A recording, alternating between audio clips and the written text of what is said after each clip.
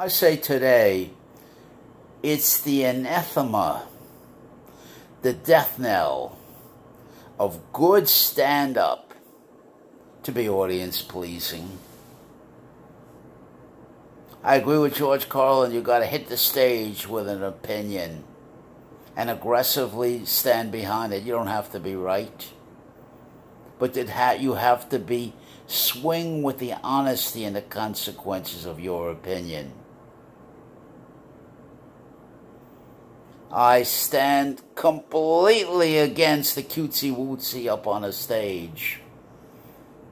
I stand completely against the protocols of likability and going over and showcasing and impressing that you are in with the happening people.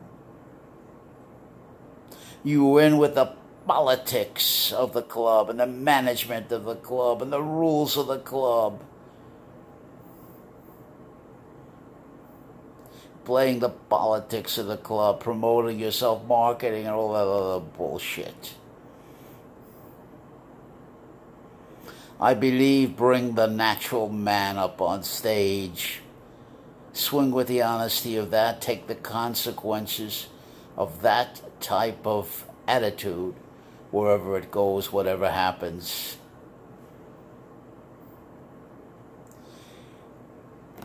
Believe in, be committed to what is, not what should be, not what ought to be. What is what we call the geist of the situation, the spirit of the situation, the game that's being played, the power structure of the situation. Power is its own justification, its own right. It sets the rules, it sets the tone. The winning is everything. It doesn't matter how you win. They don't ask you how, but did you? And who has the power? We used to go to the dances in the old days in New York, in the Bronx, Brooklyn, Manhattan. And the first question, where is the action? Who's got the action in the dance hall? Who knows what's happening? Who's the happening cat around here that knows the approach, that knows how to get the edge over the rest of us and get the best quality women? And what do I mean by the best quality women? Certainly the women who have sexual energy, the women who have the best, most desirable bodies. That's what I'm talking about. Now, why do I say this? Because we need to be excited. We need to be stimulated. We need to be geared up in hot genital strivings in order to be virile,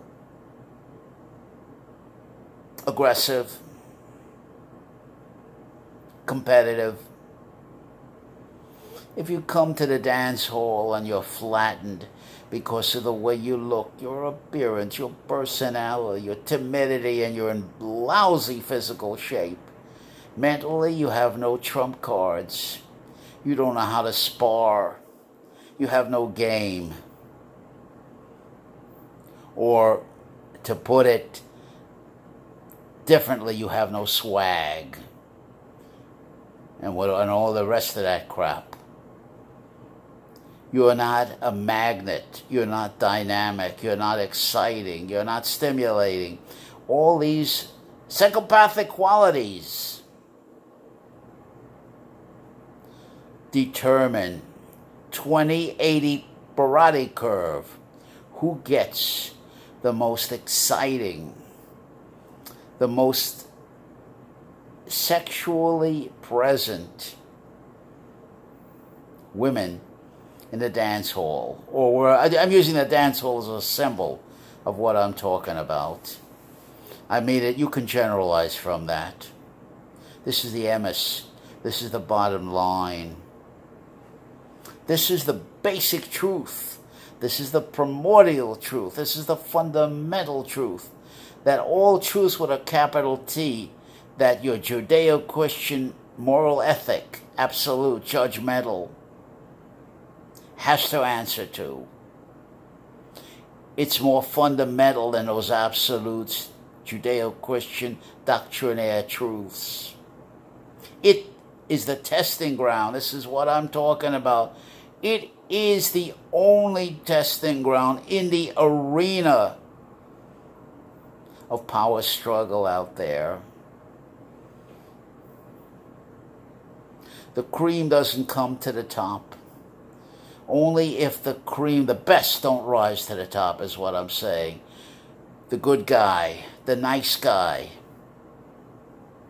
I spoke to a perfect stud, getting all the women.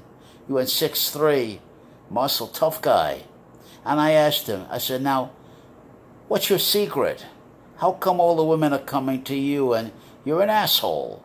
What's your secret? Well, he took that as a compliment, as he should have. He said, look, the biggest lie ever been told is women want a nice guy.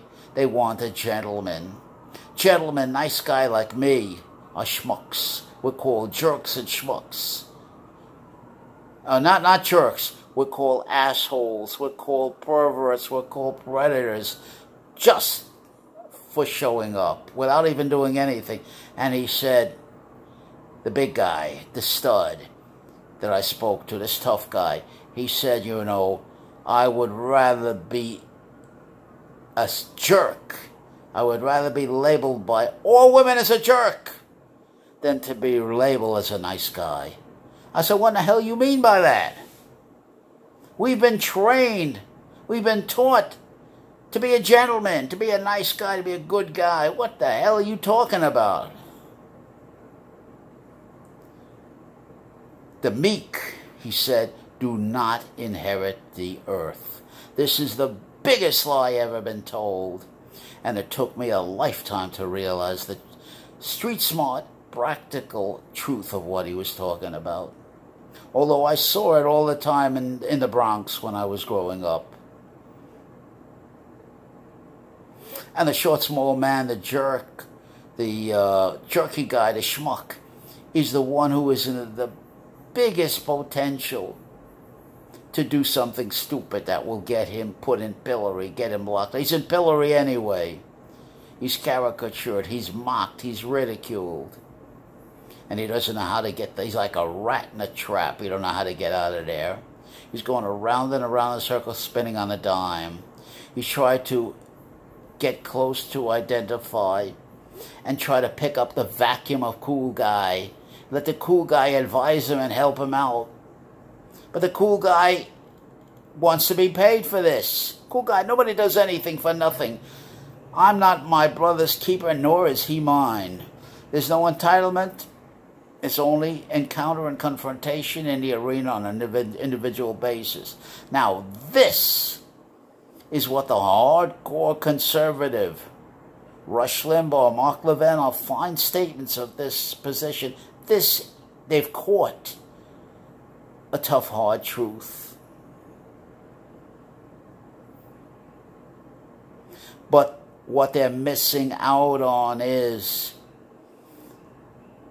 genetic advantages, height, that were not earned. Quote unquote, pretty boy, hot, genital striving, exciting women. This is not earned. It's not merited. You're giving these people credit for something they haven't earned. It's genetic. Constitutional. That's all. They don't deserve any credit for it. They hadn't done it. They had a genetic advantage, is what you're seeing. The temperament, the constitutional factors, the right conditioning and the right confirmations at the right developmental level to drive the confidence home. And then you take your little shorty with no appearance and no personality, and you hang a trip like that on the little shorty and judge him by those standards, I say bullshit. Now let's get into it.